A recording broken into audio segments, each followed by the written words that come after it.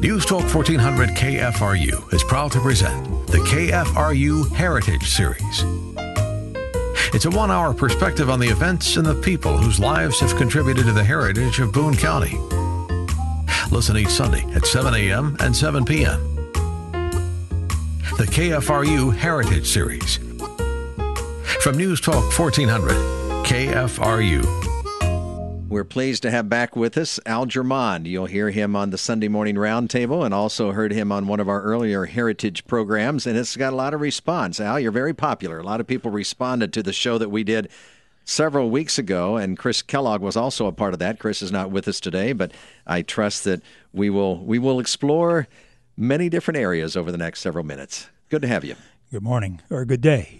This is a program with time. It runs in the morning and the afternoon. I know. Yeah, so it runs twice, but that's okay.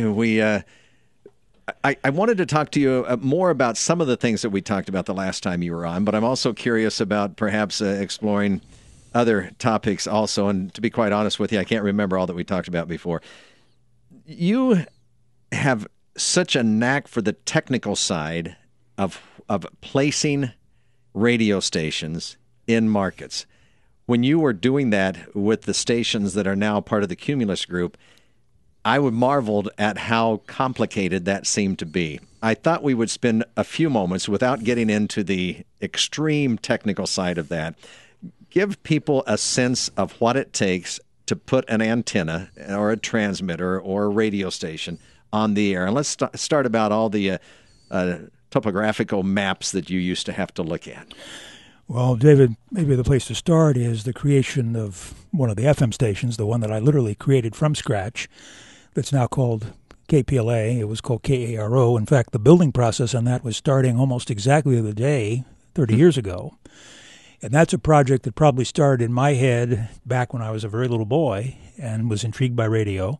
Wanted to build a radio station. It was a dream that I had probably from first or second grade. I was intrigued by the sound medium, the oral medium, and said, well, someday I'm going to build a radio station. Well, I ended up here almost 50 years ago, and this was a virgin market for radio in a lot of ways because I grew up outside greater New York. There were plenty of radio stations there. You just didn't walk into WABC in New York and say, hey, I want a tour or I want a job or something like that. You were told, kid, go back into the country, go into the suburbs, come back when you're polished and have some experience. And so I ended up out here. That was a college project, of course, to go to school.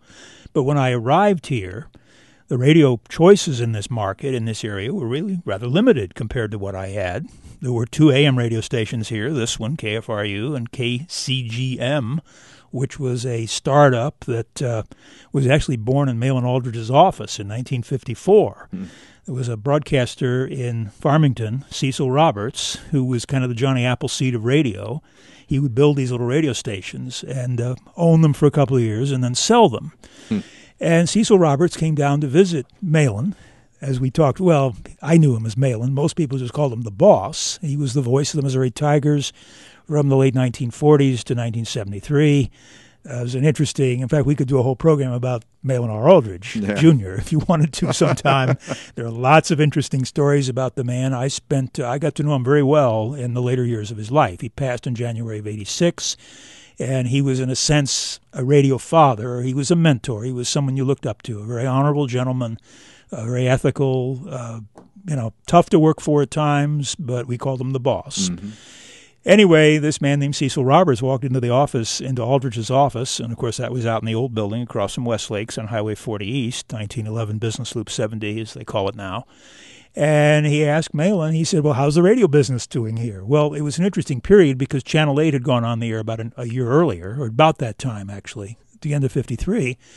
And radio was being assaulted by television. And KFRU did really well in 1954 and part of 55 because it was used to sell TV sets. There were all these people vending TV sets, antennas, rotors, all that other stuff. Well, then everybody had a TV, and it was time then for KFRU to go out and try to continue selling advertising. Well, no, we don't want to advertise on radio anymore. That's an antique.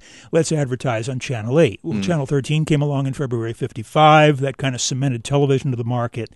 And so Aldridge is in a period sort of, you might say, the waning days of conventional radio, when networks broadcast soap operas, quiz shows, variety programs at night, westerns, mysteries, things like that. That was on the fade by that time. So Cecil Roberts is told, well, this is a growing market. We're doing fine here. So he goes back to his office in Farmington, Missouri, hires an engineer, Ralph Bitzer. There's a St. Louis engineer who says, well, there's another frequency here. There's 1580, which is a daytimer. It operates from sunrise to sunset. Uh-huh. And so they filed an application with the FCC. It was a time when political influence had a certain weight in the commission offices. And so the FCC said, well, I think it's a fine little market to put a radio station. There are 31,000 people living here. There's room for another. And so Roberts gets a permit, a construction permit, puts the radio station on the air New Year's Eve of 54. It starts out as KCMU, had some interesting call letters. Well, that got the university's curators all bent out of shape because of the familiarity with KOMU, the university's television station. So they complained, and so the proprietors of KCMU, actually it'd be good call letters up at the university in Fayette, which is Central Methodist. Central Methodist University. So the call letters were changed to KBIA, which is kind of an interesting story. BIA from the end of the city that we live in, over here.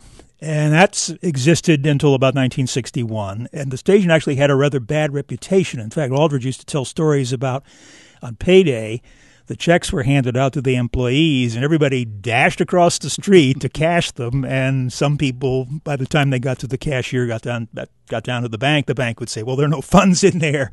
And so they had kind of a checkered history. Well, the station was purchased in 61, became KCGM. It converted to KTGR in January of 67. And, of course, added an FM at the end of 67. And that, of course, is...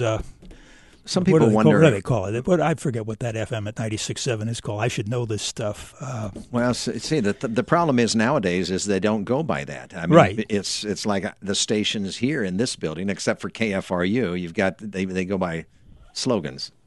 No, you're absolutely right about that. And we're delving into radio history here a little bit, but at that point in time, there were no FM stations in the mid-50s to early 60s in this market. No, there were none. Now, before you go on to explain more of how you built KARO, which is now KPLA, I'm curious as to, people wonder why are AM stations so low in power here, and also they sometimes wonder why do they end up at 1400, or why is the other station, the AM station that you just talked about, at 1580?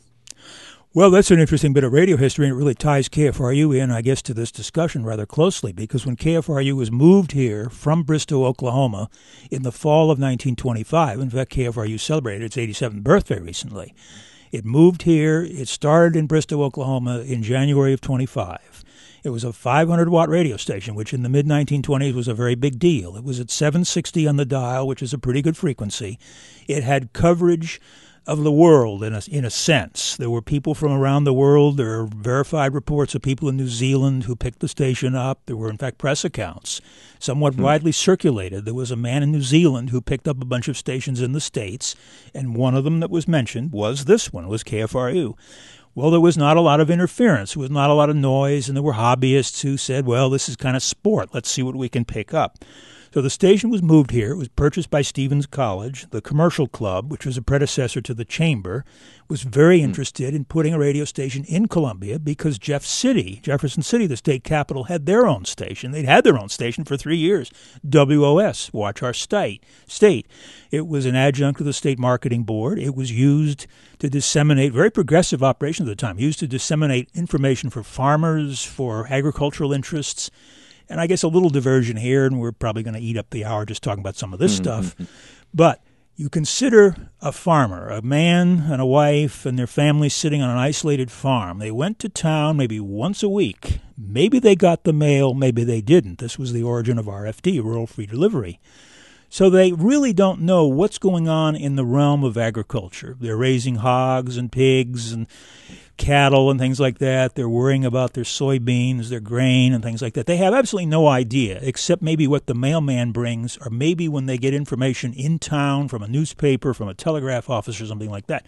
So let's say a farmer brings his herd in and says, I'm going to sell them. He has no idea what the exchanges, what the markets are doing, and it's just sort of blind luck. Well, the state recognized that radio could be used starting in the early 1920s to disseminate information to farmers and keep them apprised of not only the weather, which is, of course, important, but these market conditions, these economic conditions which would affect the family. And so WOS went on the air in early 1922 and had a large coverage and a great deal of influence. It was later used for entertainment purposes. In the evening, in particular, they brought in convicts. There was a prison band that performed. There was a pianist named Harry Snodgrass, the King of the Ivories, who performed before their microphones. And it was a very well-known radio station around the country in the mid and late 1920s.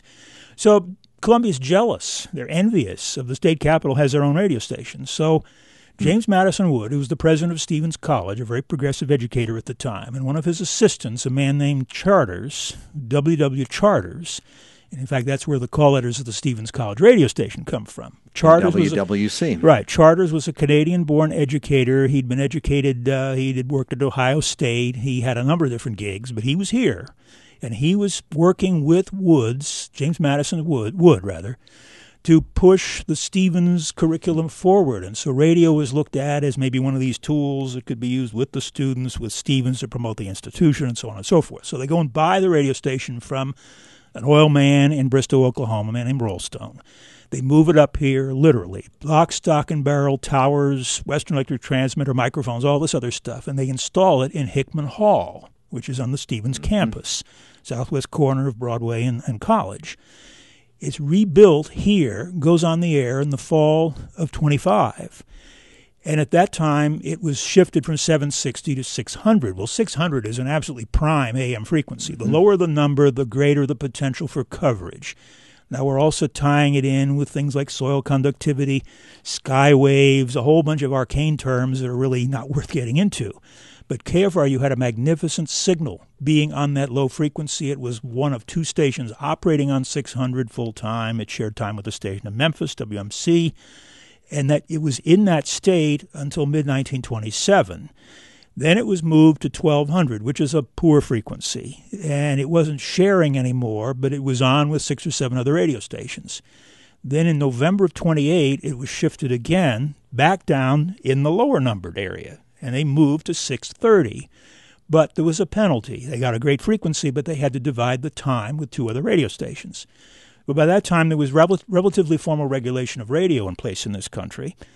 And so KFRU was ordered to divide the use of 630 on the AM dial with WOS in Jefferson City and a station in Evansville, Indiana, WGBF. How do you divide time? Well, by agreement, and I have some. So, in other words, you would program your station for a set number of hours. Correct. This doesn't have anything to do with the reducing powers when the sun goes down. No. This is literally saying we've got 24 hours of a day. What hours are you going to get? What hours are they going to get? And what hours is the third party going to get? Well, David, it was basically by letters, by gentlemen's agreements, by telegrams that were sent back and forth. A few shards of stuff exist. I have these items. They're very ethereal. You don't see this stuff. What happened up until about 1934 when WOS disappeared? WOS was taken off the air. The equipment was converted for use in dispatching the state patrol in 1934. But what existed between late 1928 and, let's say, mid-1934 was a time division during the day with WOS. KFRU would be on from 6 to 9 in the morning. WOS would own the frequency from 9 till 4. And then from 4 o'clock on, KFRU was back on the air. The state, I guess because of finance or whatever, said, we can only afford to put people in here for a couple of hours during the weekday. And we'll let KFRU have the rest of the time. Now, because Evansville, several hundred miles east of here, the station in Evansville was allowed to operate at the same time, the 2 stations in mid-Missouri were licensed to function. After sunset, what happens with AM, the waves go crazy. They go into the ionosphere, they go into the atmosphere, they disperse, they bounce, they scatter. And that's why, and there are a lot of people that, this is kind of a lesson, I guess. People want to know, why do I hear Chicago at night but not in the daytime, or Nashville at night and not in the daytime? Or why can't I pick up KFRU in Drain County or Randolph County when I can during the day, but at nighttime I can't? But the atmosphere, the ionosphere is the technical term. The Kennelly heaviside layer is the really technical term you want to get into. It gets agitated after the sun goes down. It acts like a mirror, and the signals go up there. They bounce, and they bounce all over the place. So the station in Evansville had the right to broadcast several nights of the week, and then KFRU had the right to broadcast on other nights of the week. And there were a couple of occasions that surfaced where both stations wanted to operate simultaneously. So letters were written, and the regulatory body, which at the time was the Federal Radio Commission, was told, we're going to both be on 6:30 at night. Is it okay? And they get a telegram back from some commissioner, some secretary, would say, yeah, go ahead. You can both carry candidate Roosevelt's political speech or Herbert Hoover's political speech or something like that. But generally, there was a very strictly adhered to division of time. We got shifted back up to 1400 then. Well, what happened with KFRU, Stevens College sold the station in the summer of 1932, and they were probably not making a lot of money with it, but they wanted to keep it going. And this is the Depression, so, everybody's kind of hurting. Mm-hmm. So they sell the radio station to a new corporation, a C corporation that's created by some St. Louis business people called KFRU Inc. They buy it from Stevens College. They owned it for 4 years, and they moved the facility out of Hickman Hall. They leased a building, the old University Club building, which doesn't exist anymore. In fact, what's on the site today is that controversial building associated with the Missouri United Methodist Church. Yes. The University Club was built there, and it was a student union, a private club, and it was sitting there in the early 1930s and looking for a tenant, and so KFRU Inc. went out and signed the lease and moved the offices, the studios, etc., into that structure. The towers, the transmitter remained at Hickman Hall. Well, this one group from St. Louis, they tried. They were selling commercials for 10 cents a pop and things like that. It was a very interesting period for the radio station because they had remote lines to places all over town. We can talk about this maybe in a subsequent program, but there was a lot of live entertainment. They had country music entertainers, fiddlers, singers, pluckers, people like this, performing live on the air.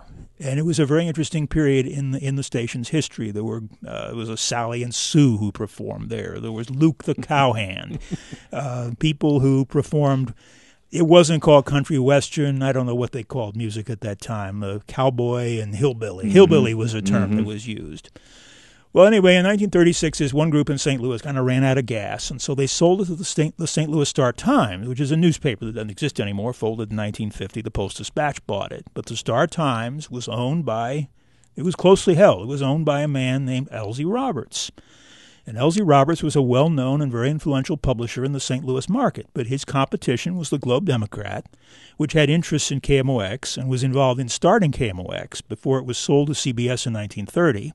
And the Post-Dispatch, which is a real pioneer in radio, had started KSD in 1922 and continued to own it. KSD had a very interesting timeshare arrangement with the Lutheran Church, which owned KFUO, and they had to divide the use of 550 on the dial with the Lutherans until 1940. And then the Lutherans moved their facility to 830, later 850, and they still operate the station. In fact, the Lutherans are the longest-running continuous owner of a radio station in this state. I mean, it's kind of amazing. I mean, these things are bought and sold all the time, as we know. But the Lutheran Church, Missouri Synod Lutheran Church, continues to own and operate KFUO, which is approaching 90 years in age, started in 1924. Anyway, so Elsie Roberts is jealous of the fact that the Post owns KSD. So in 1938, Elsie Roberts gets permission from the FCC and builds a station called KXOK. KXOK. Which started out on 1250, which is not a good frequency. So Elsie Roberts and his crew decide, well, maybe these people in Columbia would like to sell KFRU, which is on 630, which is a frequency just a couple of clicks above KSD, which was at 550. And so they buy KFRU for the amount I don't know. It's probably hidden in some FCC file somewhere. And from the get-go, it was quite obvious in Elsie Roberts' mind that, well, we'll sort of operate this thing in Columbia as a charade, and we'll fix it up. But we're going to move 630 into St. Louis. Yeah. All right. We're going to have to stop there and take a break. We'll come back. Al Germond is giving us this history lesson today. It's the Heritage Program. You're listening to us on Newstalk 1400 KFRU. This is the KFRU Heritage Series. More coming up on News Talk 1400 KFRU. This is the KFRU Heritage Series. We're talking radio with Al Germond. You know, he's a wealth of information on that. You've heard him on the Heritage Program before on various other shows on News Talk 1400 KFRU. Al was in the middle of talking about, we started talking about how hard it is to plant a radio station to get a signal and know where that signal is going to go with antennas and everything, and you gave us the history of KFRU. I have a couple of follow-up to that. When you talk of WOS in Jefferson City, you're not talking KWAS. No. You're talking about something that was the preceding radio station that ended in the mid-1930s, as you told us in the first segment. So this is not KWAS. No, KWAS briefly was started by the News Tribune Company in 1937, the Goshorn family, Robert C. Goshorn, from whence the KRCG call letters come, incidentally. Robert C. Goshorn died in the mid-1950s. The Goshorns owned the News Tribune. There was a great civic effort in Jefferson City at the time to get a radio station, since WOS had disappeared, and it was now, it was rebranded KIUK, which was dispatching the state patrol on what was referred to as the old police band, which was right above the broadcast band. You look at an old radio, you'll sometimes see up around, above 1600, you'll see the word police. And it was a big sport in the 1930s when police transmissions went out on these special dedicated transmitters that most radios would pick up. And that's another story. The KFRU and WOS were both involved in various police chases around town. They would interrupt the program. Can you imagine interrupting your program and saying, the State Patrol is in pursuit of car 54, is in pursuit of a bank robber who's just robbed a bank in Hallsville? And whatever. Kind of interesting. Yeah, it'd be kind of fun to do. It was sport at the time. But anyway, so WOS ceased in 34. KWOS came along in 37. And then I have another curiosity question. Based on what you told us about in the first segment, I understand KFRU moved from 630 to 1400, a much poorer place on the dial. Right. But how does KMOX at, 1120? Correct. Which isn't the lowest numbers. How do they do so well at 1120? Well, they don't. That's not as great a frequency, for instance, as 720 or 650. But it used to be. I mean, it used to be. You can hear KMOX. There's a lot of noise that's settled into the band, and there's been a lot of political pressure over the years to do what they call break down the clear channels. That was a so-called clear channel. It was not clear anymore. Was it clear channel because they protected it so that other radio stations weren't too close and weren't around that frequency? Correct. There was a sentiment at the time, and this had a lot to do with rural interests, that we needed to provide a couple of signals that were strong enough at night to be heard in the boonies. And so KMOX was one of, I think, 24 of the original clear channel stations. Wow. But it's been not destroyed, it just doesn't have the power and the push that it used to. When people ask me or you or anybody, why can't KFRU increase its power? Build a taller tower, increase its power. Believe me, you don't know how much brain time was put into thinking about this stuff. Because, I still consider it somewhat of a crime against the city of Columbia that we lost 630. And that happened. It's kind of interesting that it was, and I don't know how you want to get into this, but really the local newspaper interests had a lot to do with helping and fostering that. And that's kind of confirmed by some memoirs left by Lester Cox, who was a Springfield broadcaster, very influential, had a hospital named after him. Lester Cox was the master of upgrading, actually bought radio stations. He owned 2 radio stations in the Springfield market, KGBX and KWTO. He bought KGBX, lock, stock, and barrel, and moved it from St. Joseph to Springfield. He bought KGIZ or KFIZ, I forget what the callers were, a little station up in Grant City, which is in the middle of nowhere along the Iowa line. He moved that to Springfield, rebaptized it KWTO, which is at 560, has 5,000 watts, covers 80 counties, a huge signal. Well, Lester Cox is sitting there working with Elsie Roberts and saying, well, Elsie Roberts, buy KFRU, move it to St. Louis, give them some sort of little stand-in frequency. At the time, Columbia had a population of about 15,000. It was not a big city, of course. The interstate was not built. The university was small. It was just another little town that was in the middle of the state, and it had this great frequency, this great facility. Well, you read read between the lines, and you're saying, all right, well, the Kansas City Star had something to do with this. They were trying to upgrade WDAF, which they owned. There was a senator in Colorado who was going and pushing for a Denver station on 630. And Henry Jackson Waters Jr., the man who owned the Columbia Tribune, who ended up buying KFRU in 1948. 1938, he was probably disposed of the idea, get this thing out of here, because there was actually talk, and I have some engineering evidence to show that initially they were planning to upgrade KFRU, build a multiple tower, what they call directional array, northeast of the city. I have the map for this, proving this. And this was in 1937. They were going to upgrade KFRU in this market to 5,000 watts on 630. and the coverage is almost identical to what 630 ended up using in St. Louis. Well, you can imagine that the publishers of newspapers around here would not be particularly enthusiastic about the idea of having a big, multiple county, regional AM radio station to compete with. And you can go back in the early 30s. I mean, this is general newspaper lore we're talking about.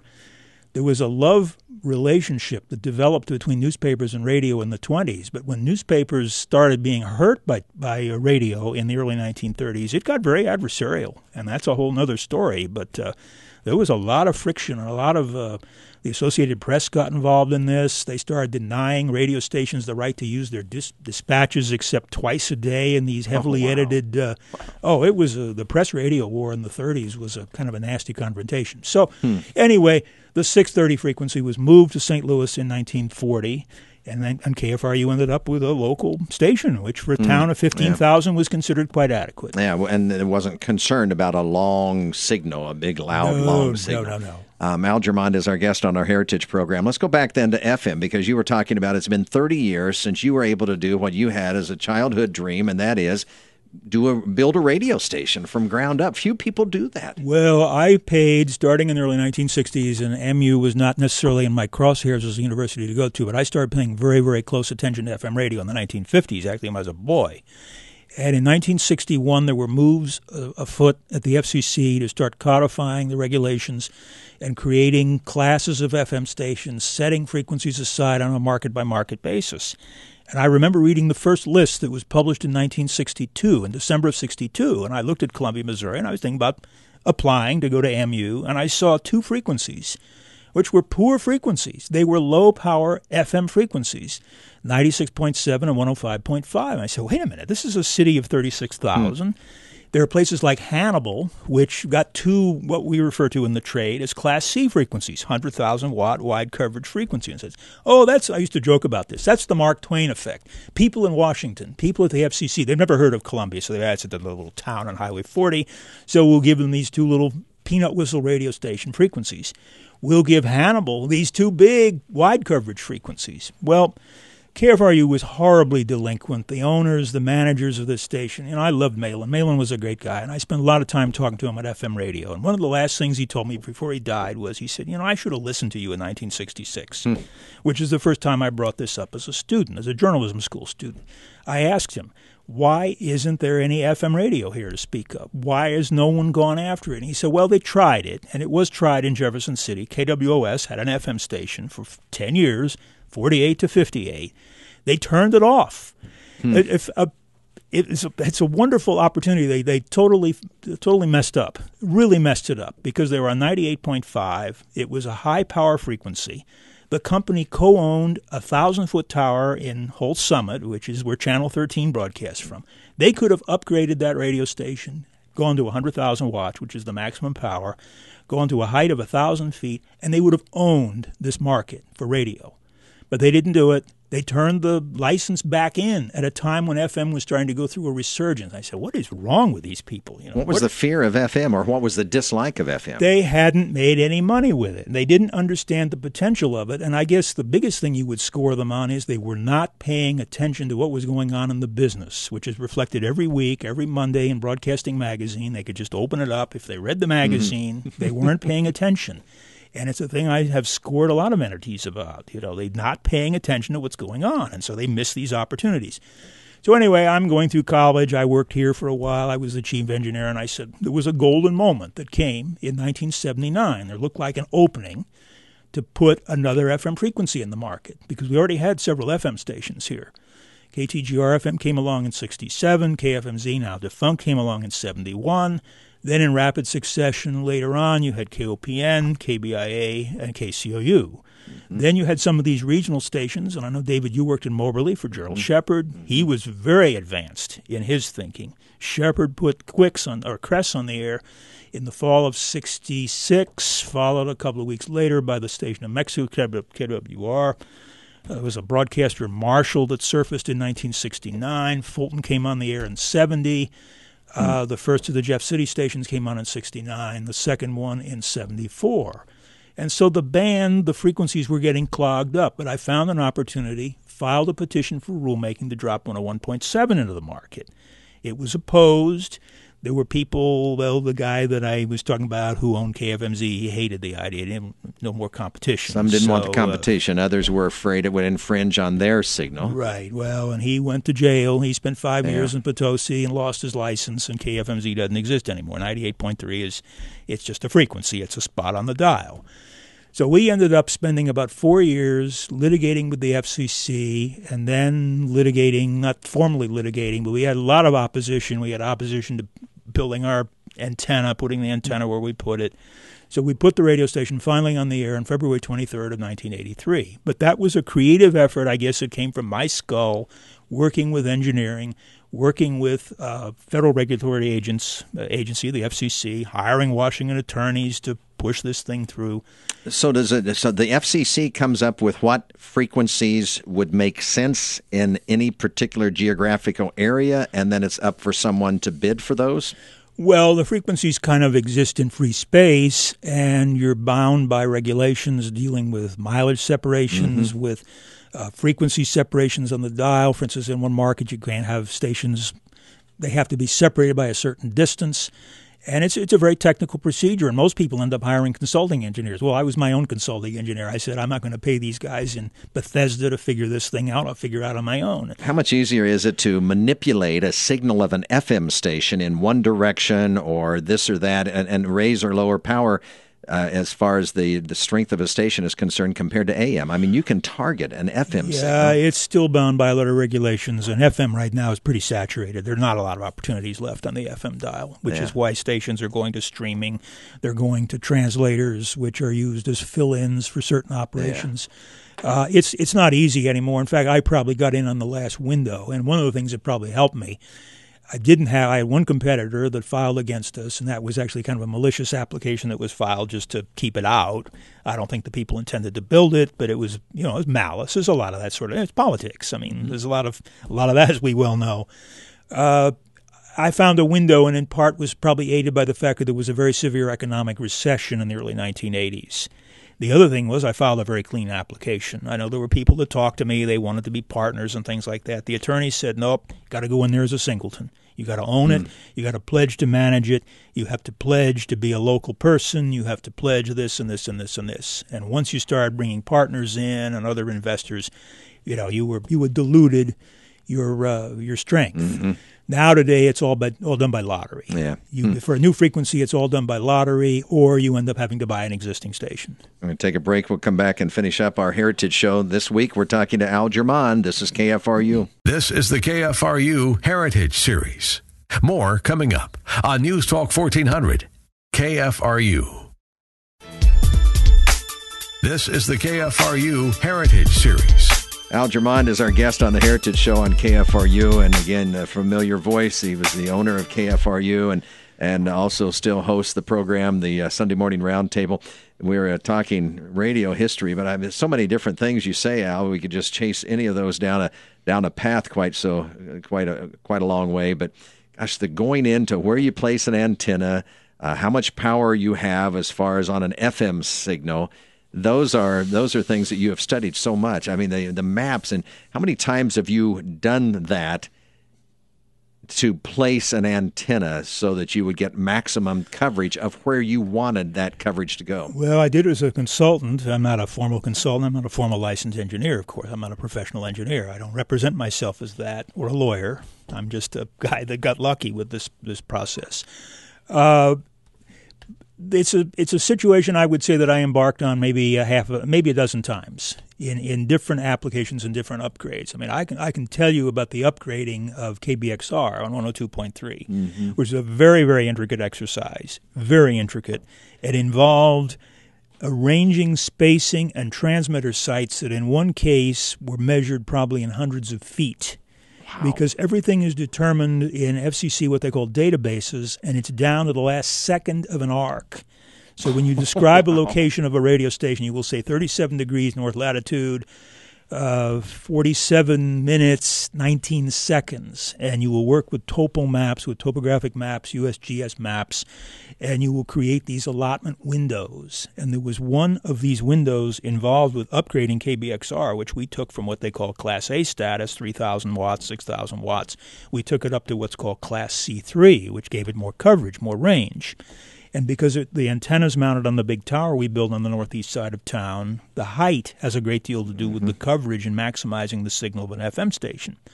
And so we had to work with a station in Louisiana, Missouri, which is still in operation, and we arranged for an allotment window for that station, which was trying to upgrade and never did. That was literally, I think it was about 400 feet on a side or something like that. And they signed off on it. They subsequently decided not to upgrade their radio station. Not because of us. I think it was just they were happy with the signal they had and the investment and the equipment they had. But it's part of a very carefully engineered process that is, drawn up in legal form, and lawyers, and I did subsequently I had very good attorneys in Washington. Yeah. When you, like KARO, that originally came on at what frequency? 102? No, 101.7. 101.7. Now, that was part of an upgrading because I was, from the moment I had the conception of building that station in 1979, I said, I am not going to be happy with 3,000-watt radio station in a city of 70,000 people. I will not. I will not stand for this. Columbia, Missouri at the time was the only metropolitan area in the entire country that did not have a wide coverage commercial radio station. It had KBIA, which has a large signal, but a commercial station, we had 3 peanut whistle FM stations in a growing community. I said, this is an outrage, and the commission agreed with me, but it took me 8 years to get it done. So that was at 101.7. Correct. Now KARO is KPLA at 101.5. Right. So you had to come down just a fraction which is really ironic and really hacked off a broadcaster in Springfield that I had to move from 101.5 to 101.3. But in 1947, the spring of 1947, the FCC created a table of allotments, and 101.5 was one of the 2 frequencies we created here. Now, in 58, they threw all that out, and when they revised the rules in the early 60s, they left Columbia with only a couple of these little peanut whistles. And so I said, it is my mission. I am going to get 101.5 back. And I did. I got the frequency back by coincidence. But I said, I am not going to live in a city that has these peanut whistle FM signals. It is not in the public interest, to use a phrase the FCC is fond of using. Yeah, not in the public interest. All right, we got 5 minutes left of our program. I don't know where to go with this because we've been on the side of the planting radio station. I'm tempted to ask you, this is the Heritage Show, but I'm tempted to ask you to predict in the future. We're not going to see any more AM stations open up. I mean, in fact, they're going off the air. Yeah. So what do you see 15, 20 years from now as far as what's going to be available on a radio dial? And one of the other things you talk about is like KARO, when it came on, always went by K102. Right. But it was actually 101.7. Correct. But that harkens back to the days when you actually had a floating needle that you tried to zero in on something. Yes. Now you can't do that because it's specific with digital numbers. Well, K102 was a marketing thing. We changed formats in March of 1986, and changed the format, went to Abandon the Beautiful Music, and went to the Adult Contemporary, which is still successful. It's still a very successful product. And that was a thing where, you hire consultants, and consultants say, well, you can't use 101.7. Digital was still not a big factor at the time. Right. So call it K102, redesign the logo, and go from there. Well, when the station was moved down to 101.5 in February of 1992, after this 8-year battle, I might add, I forget what we called it. And then I think it was the following year that Tom Bradley, who was our program director at the time, said, he came to me, he was kind of meek and sheepish about this. He said, well, boss, he didn't call me boss, he would call me Al. He said, how do you mind the call letters KPLA? And I said, I don't care. Why'd you have to change them? Well, you're just trying to do a different identity. Just because you total new identity. Yeah, it was a new identity. We'd probably been through, ratings are taken, and maybe we had a bad book or something. I don't remember all this stuff. But, stations used to be rated every year. Maybe they still are. I don't know whether this station subscribes, but some stations use ratings. And, you have what's called a bad book. Mm-hmm. The book comes out in August, so you have to go in there and, reconfigure the product, reinvent it. And so he came to me, I said, Tom, it's fine. Go ahead and change it. Doesn't mean anything to me.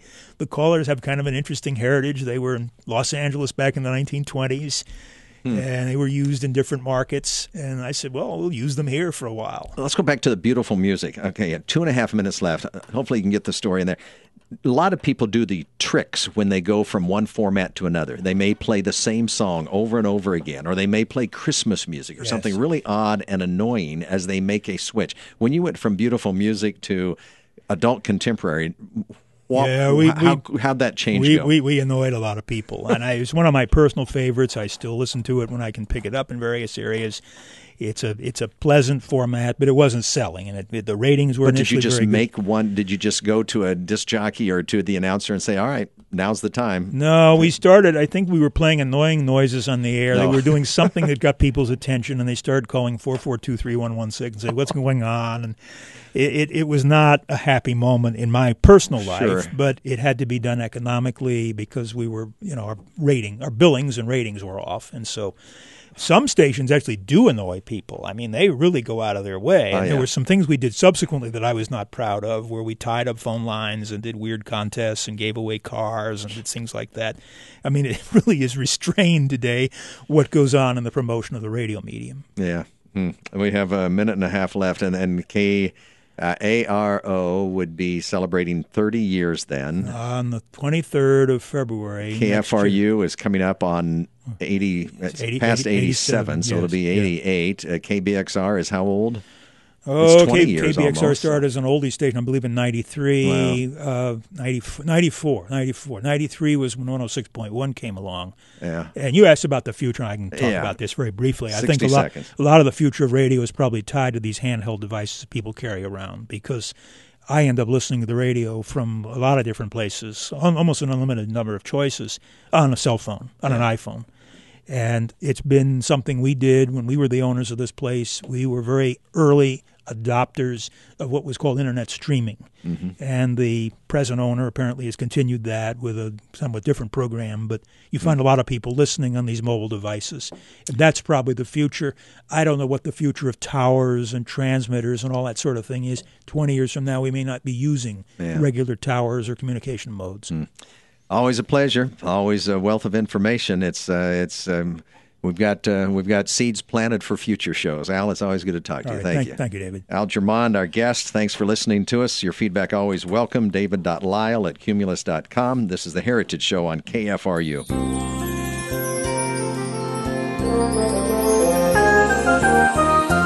You've been listening to the KFRU Heritage Series, celebrating our history and heritage of Columbia and Boone County. Listen each Sunday at 7 a.m. and 7